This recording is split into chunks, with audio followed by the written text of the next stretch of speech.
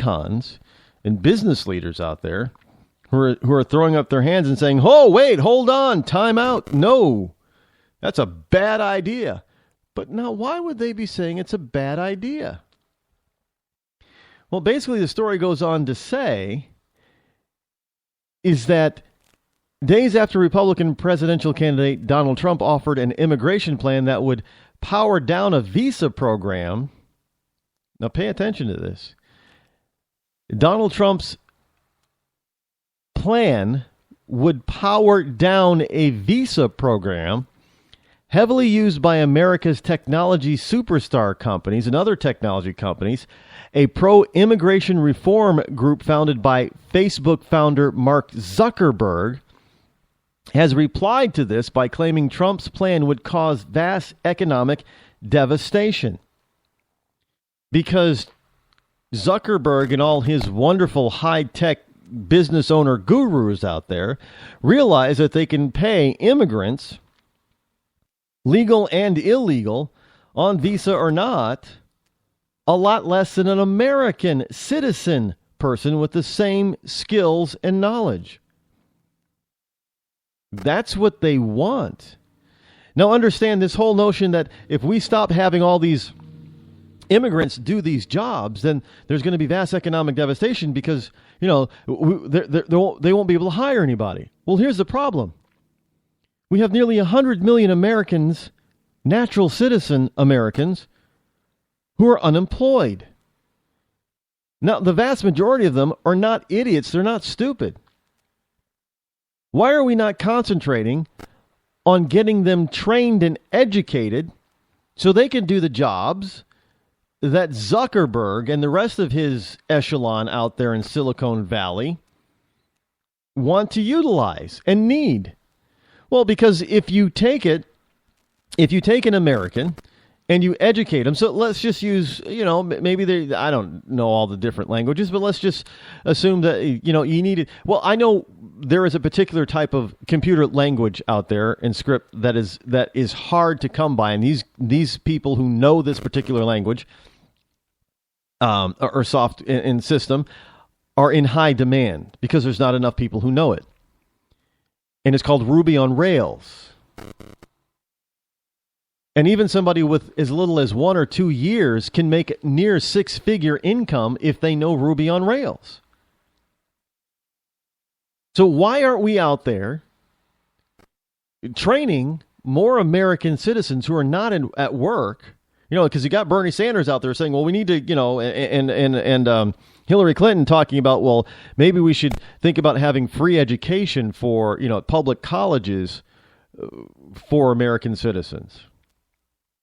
Well, why don't we pay for these people, which is a lot less expensive than college, to learn these types of in-demand types of systems like Ruby on Rails, so then they can go out there and get these jobs that are paying near six figures and above? Well, because, frankly, and Mark Zuckerberg is one of them, if he has to pay, let's just say, $100,000 for a citizen with a Ruby on Rails 3 years experience, if he goes to India and finds somebody who has that 3 years experience, he can import them on these so-called visa programs and pay them 1/3 less. Those folks are the facts. Look it up. So the whole notion that it would devastate the economy is a lie. It would be a boost to the economy if we cut down on this visa program. Because now these corporations, a lot of them owned by and run by all these wonderful, blue-blooded liberals, it would force them to hire Americans instead of foreigners. You often go to hospitals, especially government-run facilities like the VA. Now, my father was involved in the VA over the past 6 months, heavily so, unfortunately. And one of the things that I learned and saw at the VA at least in my father's case, dealing with what my father's health issues were and the specialties that he needed as far as medical doctor specialties, more than 90% of them were foreign born. They were Indian from India and Arab. Well, why don't we have more American doctors in those specialties? Why are we constantly importing all these foreigners when we have 100 million Americans nearly unemployed? Because the conventional wisdom out there, according to the liberals, is that we have a brain drain or a brain shortage. We don't at all. The actual, if you go beyond the conventional wisdom and you actually look at the facts, we have 100 million people who do not have jobs, who are smart enough to learn other things. Or maybe they even have some of the skills, but they just need to complete their education or their training. And nobody's out there doing it, not even our government. And yet they're telling us that, well, these people, they need $15 an hour minimum wage for flipping burgers or stuffing tortillas. How about we give them a real education for real opportunity and real growth and real jobs that pay real salaries that will blow a $15 an hour job away? Now, I don't know about you, but if I'm sitting at McDonald's earning 10 or 15 bucks an hour, and all of a sudden I find out there's a program for me to get trained to learn a computer language like Ruby on Rails, and if I know if I successfully complete this and I go to work for a U.S. company, that I'm going to earn a minimum of $60,000 a year, possibly $100,000 a year, at least within 2 or 3 years, I'm going to be able to command that kind of income. Wouldn't you do it? Absolutely, you'd do it. Because, in the short term, it's going to take you, maybe 6 months to learn this, but it's not going to college and getting a degree. But after that, your life is set for the rest of your life.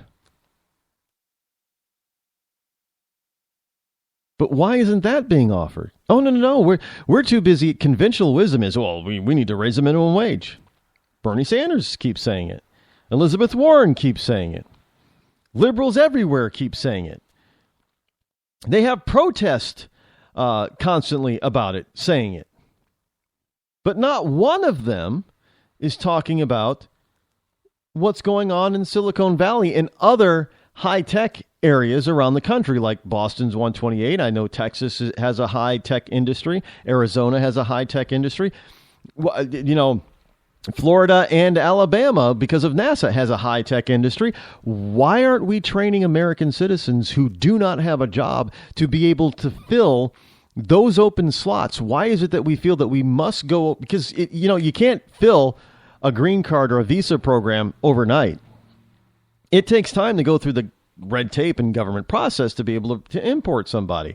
At that particular point in time, we could have train some people to do certain jobs that we're importing on and then have them hired out, and they're American citizens, improving our economy, because they wouldn't be sending money back home to their home country like many of these visa program immigrants do. The money would stay here in this country. So the whole notion that we would have, it would be devastating for our economy is false. It would be a boon, because 100% of that income that is earned would stay here. And it wouldn't be sent outside of the country. Wouldn't be sent to Mexico, wouldn't be sent to India, wouldn't be sent to Russia, wouldn't be sent to China or anywhere else. It would stay right here. It would be spent here. It would be invested here. But conventional wisdom tells us that that's not the proper thing to think about. That's not the proper way that things are done. Well, it's only not the proper way things are done because some liberal idiot has decided that that's, they want something different. Why? Because they are the hypocritical.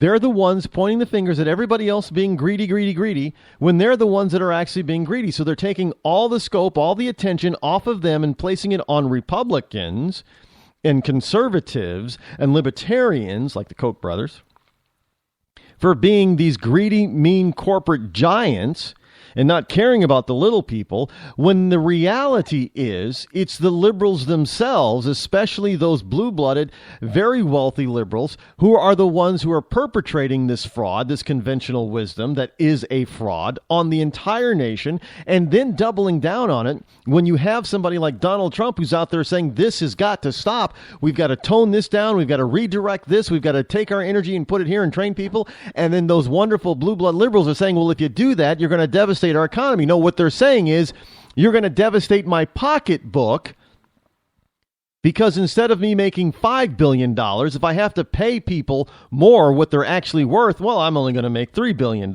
So now who are the real greedy ones? Not the Kochs. It's people like Mark Zuckerberg. Well, look, I fully understand, Zuck's got a lot of power, sure, because, Facebook, it has a lot of power. But in this particular case, he doesn't have power because of his money. He has power because you and I utilize his platform. And let's face it, he's not the only one with a platform.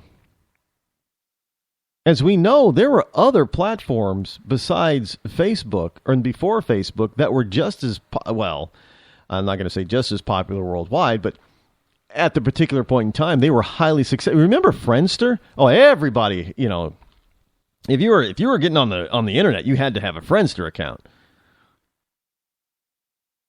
Where's Friendster? Friendster doesn't even exist anymore, does it?